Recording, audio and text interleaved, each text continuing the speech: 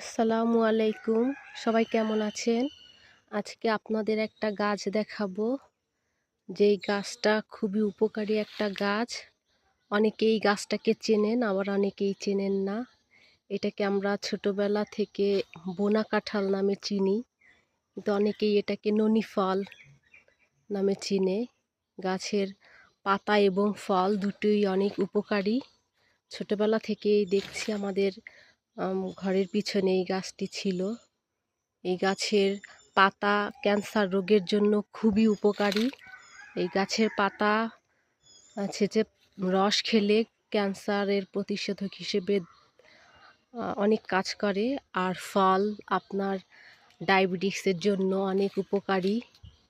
যদি কারো লাগে এই গাছের ফল বা পাতা, তাহলে কমেন্ট করে জানাবেন। আমাদের ঘরের পিছনের গাছ অনেক ফল আছে।